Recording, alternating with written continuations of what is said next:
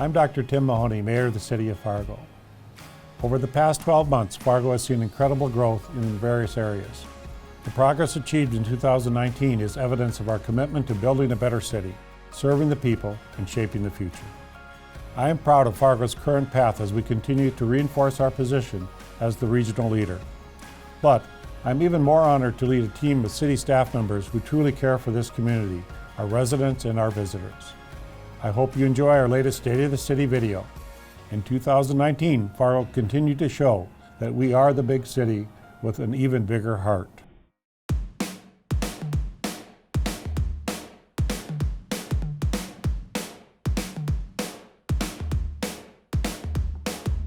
2019 was a tremendous year for the City of Fargo. We witnessed incredible growth and the integration of new facilities and infrastructure to better serve our residents and visitors. The city completed a $110 million expansion of the water treatment plant, which helps Fargo to meet the growing demand of supplying top-quality water to the residents, including those in surrounding communities. The upgraded facility further enhances the original treatment plant and provides the citizens with consistently high-quality water. We have been West Fargo's water supplier for 2 years already, and it has been a fantastic partnership we look forward to continuing. This wasn't the only improvement residents likely noticed around Fargo. An innovative new 2-lane roundabout was installed along Main Avenue as part of a 2-year reconstruction effort on that corridor. This roundabout allows traffic to flow faster through the roadway and eliminates the potential for many collisions. 52nd Avenue South was another major project completed in 2019. 3 RCUTS were installed. The new design eliminates several left turns onto 52nd Avenue, improving traffic flow in a safe and effective manner. Earlier this year, we unveiled the new state-of-the-art City Commission chambers in City Hall. This resource utilizes industry-leading technology to provide crystal-clear audio and video for each public meeting we host. We're also live streaming via our social media platforms as well. The chambers also feature 8 4K cameras, meaning broadcast of the city meetings look just as crisp for viewers at home as those present at the meetings. We further collaborated with our westerly neighbors by integrating wastewater linkage with West Fargo. We're excited to continue exploring these mutual beneficial partnerships with other communities as a regional provider of services. Fargo Police opened the doors on its new home this year as well. This new facility centralizes the various divisions of the department in a unified police station. Instead of constructing a new facility, the city saved millions of dollars by renovating the existing building to meet the needs of its future-focused police department. This new facility allows for easier communication and collaboration in the police department. This heated facility keeps the vehicles ice-free and also allows in-car computers to boot up immediately. In the past, cold temperatures have shut down said computers for up to an hour. We are excited to see how this commitment to public safety will continue to ensure the safety of our residents and visitors.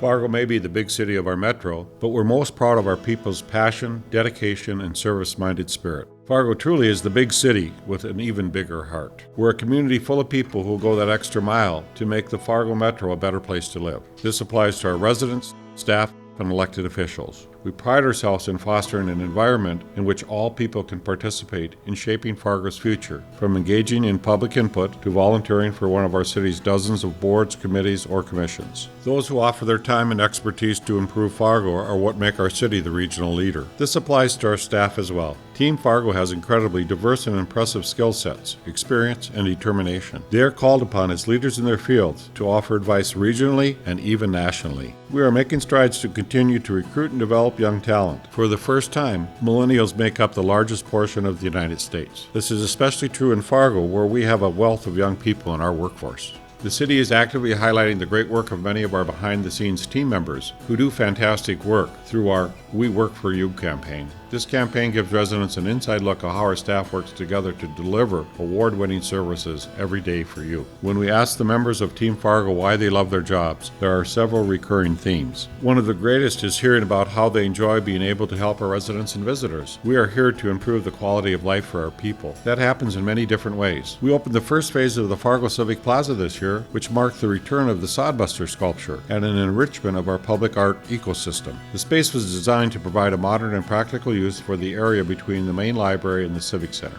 Here in Fargo, we love to try new innovative ideas. The food truck pilot program is a perfect example of this. The Environmental Health Division coordinated a designated space for the area food trucks to gather every Friday. The program took into account public interest as well as the value of having designated spaces for food trucks. The people enjoyed the chance to try an array of different foods in one spot.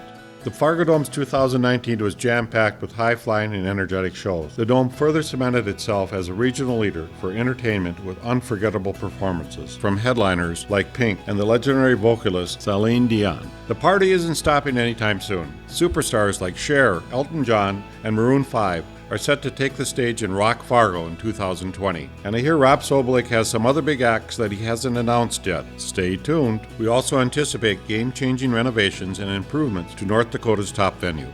The area community showed what it's made of this past spring when we were faced with the prospect of a daunting flood. It was incredible to see the amazing response from residents of all backgrounds, from the experienced sandbagger to the first-time flood fighter. Thousands of volunteers helped produce 400,000 sandbags, which thankfully weren't needed as we experienced a perfect spring melt with little precipitation. The response from the community was truly humbling to see and further evidence that we're an area full of caring, compassionate people. Of course, this attitude extends to our neighbors as well. When Jamestown was faced with a rare fall flood, our unused sandbags came in handy as we shared 40,000 of our extra bags. As a regional leader, we felt it was important for Fargo to take action and be a good neighbor. In an effort to address workforce challenges, the Transit Department established MAT bus service to the industrial park. The new industrial route eliminates a potential barrier for up to 19,000 employees in the park by providing consistent, reliable transportation. This also aids the development of a dependable workforce for the employers in the industrial park.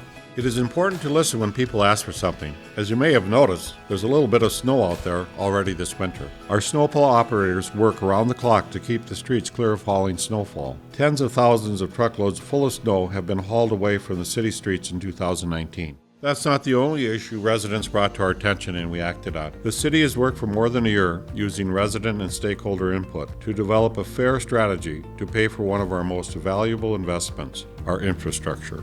Fargo City Commission recently approved an infrastructure funding policy which further shifts the burden off the property owners, with the city and state assuming more of the cost. This funding policy further buys down special assessments from the former policy. Before, residents paid roughly 30% of the cost of special assessed projects. Now, they are only approximately 20%. We also developed a long-term strategy for capital improvements. We are able to clearly show a roadmap for the projects we'll be working on for the next 4 years in advance. We can confidently say we're on track for continued excellence. This excellence got some outside attention this year with the national ranking service, Wallet Hub, with Fargo ranked as the 6th best in the entire United States for the quality of its city services. Our city excelled in multiple categories, earning top 10 distinctions for its educational opportunities and its economy. Wallet Hub also named Fargo one of the 6 happiest cities to live in across America in 2019.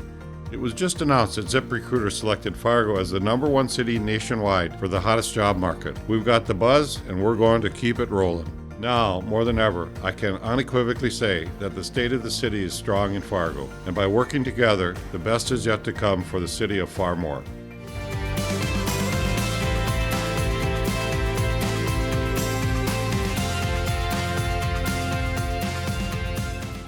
Fargo will see its first usage of a recently enacted approval voting system in June, when 2 city commission seats are on the ballot. Each election cycle is an excellent opportunity for residents to let their civic voices be heard and to be involved in the democratic process. Next year, the Planning Department will proceed with an implementation of its core neighborhood plan. This plan ensures the city is acting in the best interests of our neighborhood, which constitute the building blocks and lifeblood of our community. We will continue to make huge strides in both flood and drought-proofing the metro. Progress will continue in the FM Area Diversion Project as the city works with the FM Diversion Board of Authority, the U.S. Army Corps of Engineers, State of North Dakota, and the State of Minnesota to provide long-term flood protection to the FM Metro. On the other side of the coin, early construction is expected to begin on the Red River Valley Water Supply Project. We don't often think of a drought around here, but the threat is real, and we will be prepared with this vital project.